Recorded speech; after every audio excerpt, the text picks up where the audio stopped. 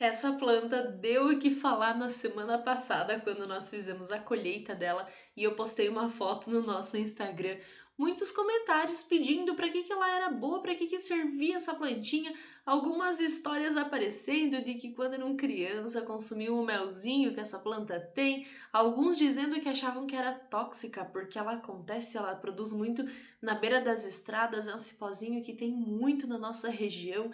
Então, muitas histórias e muito pedido eu resolvi trazer sobre o cipó de São João, mais especificamente sobre a flor do cipó de São João, para a gente conversar um pouquinho hoje aqui. Vamos lá então. Cipó de São João, ela tem outros nomes também, tá? Se você jogar aí no Google, você vai ver que tem outros nomes que as pessoas chamam ela, mas o nome científico dela é Pyrostegia venusta. Vamos ver então sobre ela. Olha só, o cultivo e a colheita, a floração, ela tá acontecendo nessa época que a gente tá agora, mais especificamente no início de junho até julho a setembro. Então essa colheita ela foi feita na primeira semana de agosto, para quem tá vendo esse vídeo depois. Então é o momento em que se a gente passa aqui nos asfaltos, nas beiras de estrada, onde a gente vai que tem um pouco de mato, tem essa planta florescida, é a coisa mais linda do mundo, tudo vermelho, muita vida, muita luz. Olha só, no fim de outubro, essa planta ela começa a largar as sementes, tá? Confesso para vocês que essa planta que a gente colhe, ela tá lá no nosso sítio. Lá a gente colocou a muda dela por meio de...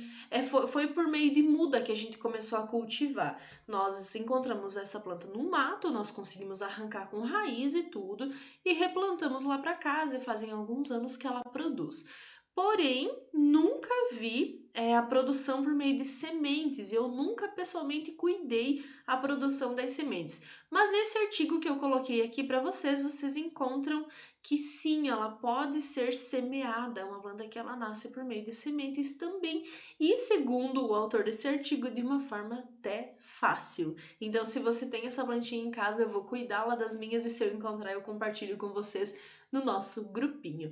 Mas a propagação também acontece por mudas, né? Como eu falei, e a distribuição dela, ela pega tanto Paraguai, Bolívia, Nordeste da Argentina e o sul o sul e o centro-oeste do Brasil, mais especificamente. Na região do litoral não acontece muito, ela acontece mais nessa região aqui do oeste de Santa Catarina, certo?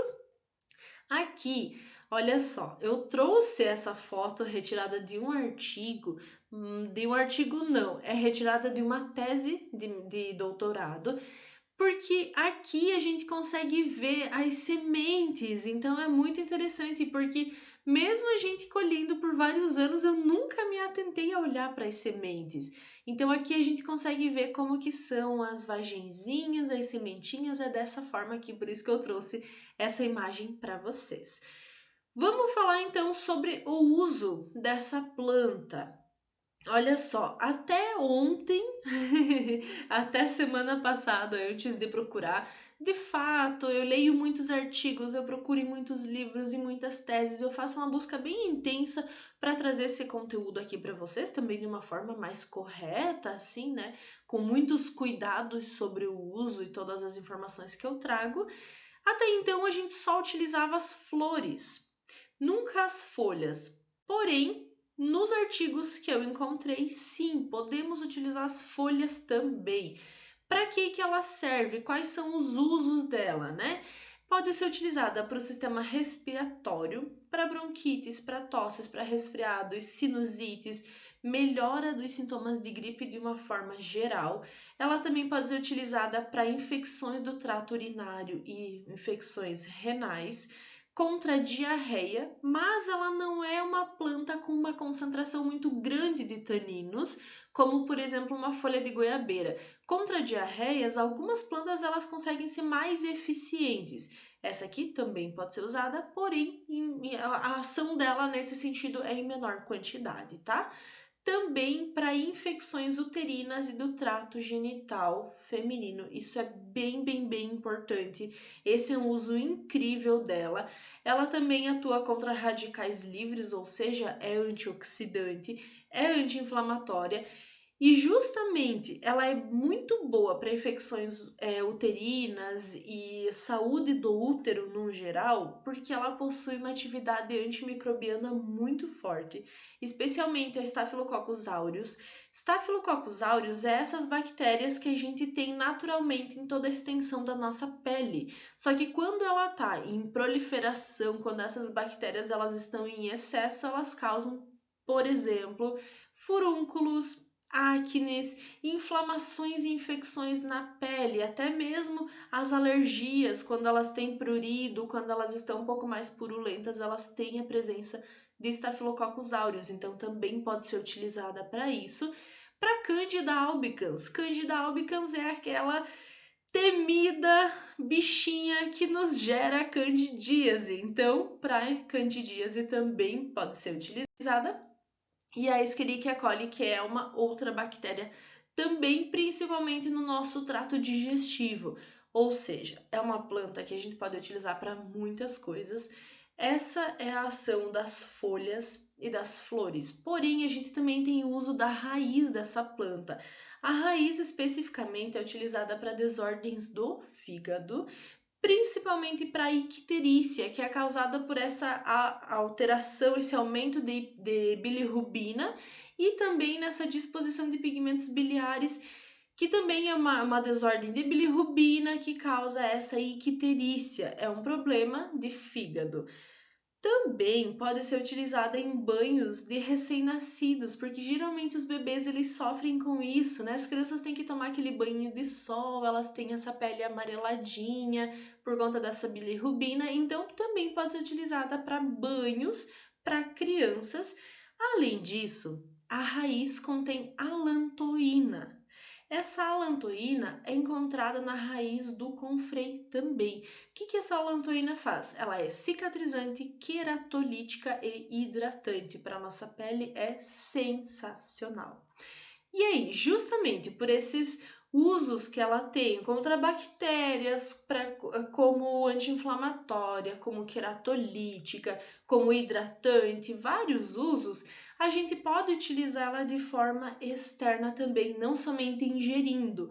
Lembrando que a ingestão ela pode ser por meio dos chás. Não encontrei nenhum potencial tóxico dessa planta, até onde você sabe, ela é uma planta super segura para uso, tá? Então, o que seria super seguro? No máximo de 3 xícaras por dia e também numa média, né? Não vamos dizer no máximo, numa média de 3 xícaras por dia, mas também você pode fazer ingestão de tinturas. A tintura a gente varia de 20 a 40 gotas para adultos 3 vezes ao dia. Essa é a posologia que vai variando de acordo com cada finalidade, o que você deseja com essa planta. Mas de uso externo, com as flores, a gente pode fazer tratamento para vitiligo. Até então, até algum tempo atrás, o vitiligo é uma desordem de pigmento da pele que não tinha tratamento, mas existem pesquisas bem interessantes porque esse uso ele é muito popular, então começou a serem feitas pesquisas com a flor do cipó de São João para curar o vitiligo de forma externa. Então, desde passar uma tintura, um creme com tintura, um creme com algum outro extrato do cipó de São João, na pomada, alguma forma, até mesmo o chá dessa planta tem mostrado efeitos contra o vitiligo, contra melanomas e também células hipopigmentadas, ou seja, aquelas células mais branquinhas que às vezes as pessoas têm algumas manchinhas branquinhas na pele, pode ser utilizada para repor essa cor, beleza? Com as raízes, a gente pode fazer tinturas, a gente pode fazer um extrato glicerinado, por exemplo, e acrescentar num creme ou fazer uma pomada porque ela é cicatrizante, ela pode ser o tratamento para pele oleosa e também para poros abertos. Então, quem tem a pele oleosa, porinhos abertos, pode fazer um extrato, pode fazer aí algum preparado, algum cosmético com essa planta que vai ser excelente. E aí eu não vou entrar em detalhes agora como que a gente faz esses cosméticos, porque também exige um pouco mais de detalhes sobre isso, eu teria que fazer uma aula especial sobre isso, mas eu ainda vou trazer outros conteúdos para a gente conversar sobre esses usos de forma externa. Mas para a gente entender que quais são os usos principais ingerindo essa planta para o sistema respiratório e para a saúde do nosso útero, dos ovários, de toda essa região, é muito, muito, muito interessante. Rim, bexiga, tudo isso. Esse para mim são os dois usos principais dela. Para esse trato geniturinário, que pega tanto a nossa região íntima do útero, candidíase e problemas urinários, quanto o nosso sistema respiratório. E de forma externa, com as flores para tratar vitiligo e com a raiz para ser cicatrizante e fechar os poros, beleza? E aí, tudo isso acontece porque em toda a extensão da planta, considerando a planta inteira, a gente tem a presença de flavonoides, de taninos, de pirogestina, a gente tem rutina, quercetina, lantoína, beta-caroteno, ácido linoleico e catequina.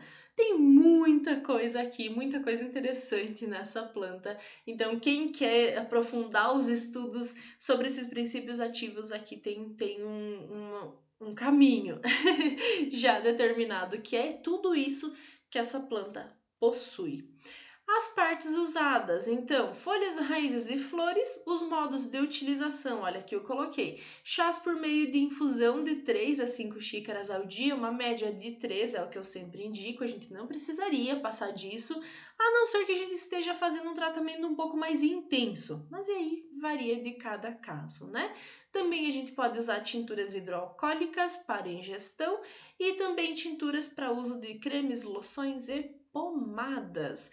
E agora eu quero saber se você já conhecia o cipó de São João, se você talvez usava, talvez não, se você tem alguma experiência com essa planta, comenta aqui ou manda lá no nosso grupo, eu vou ficar muito feliz em trocar essa ideia com vocês. Eu gosto muito desses momentos de trazer as plantas medicinais aqui, porque também para mim é um momento de aprendizado, eu faço essa revisão, essa reciclagem, porque às vezes a gente acaba esquecendo, né? Então, assim também eu aprendo junto com vocês. Eu te vejo no próximo vídeo, então, até!